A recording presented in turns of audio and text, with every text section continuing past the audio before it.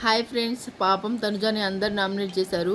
ఎవరు తెలుసా? దివ్య నామినేట్ చేసింది, ఇమానీ నామినేట్ చేశాడు, బర్నీ గారు నామినేట్ చేశారు, సుమన్ గారు నామినేట్ చేశారు, ఇంకా అందరు నామినేట్ చేశారు. పాపం తనుజాని అందరూ టార్గెట్ చేశారు. ఎందుకంటే పాపం వచ్చి అందరూ సెకండ్ ప్లేస్లోను థర్డ్ ప్లేస్లోను ఎక్కడొక్కడ పెడుతునేసరికి అందరూ టార్గెట్ చేశారు. సుమనన్నేమో కెప్టెన్సీ టాస్క్లో ఆమెను తీసేసిందని నామినేట్ చేశాడు. ఇమానీలేమో ఆ రోజు తను అన్నది కదా, ఇట్లా నువ్వు కెప్టెన్సీ సంపాదించుకొని త్యాగాలు చేసేసావు, మళ్ళీ కెప్టెన్ నువ్వు అవ్వచ్చు నేను అవ్వకూడదా అని దాని మీద నామినేట్ చేశాడు. దివ్య ఏమో మన ఇద్దరం ఇంకా కలిసిపోదామని నామినేట్ చేసింది.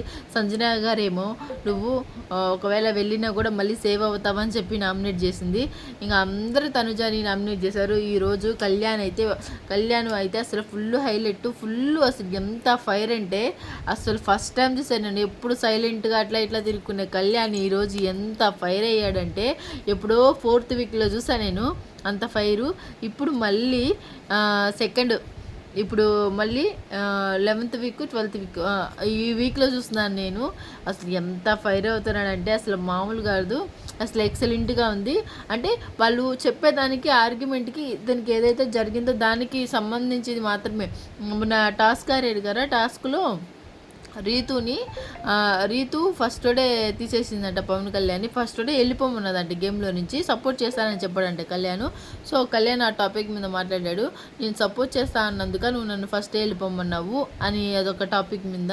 అసలైతే రీతుకి ఇంకా అక్కడ ఎవ్వరికి లేదు. ఆ పవన్ వచ్చి ఏదో చైన్ తెగిపోంటే ఆ చైన్ని అంటించుకుంటా కూర్చున్నాడు. అసలు ఈరోజు నామినేషన్ మొత్తం ముగ్గురు చుట్టూ తిరిగిందండి.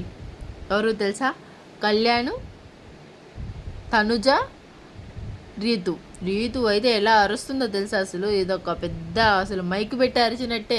అసలు ఆర్గ్యుమెంట్ నాన్ స్టాప్గా గుక్క దిప్పుకోకుండా మాట్లాడుతూనే ఉంది. అసలు ఫుల్ నామినేషన్స్ అసలు ఎంత ఎక్సలెంట్గా జరిగాయంటే సూపర్గా జరిగాయి.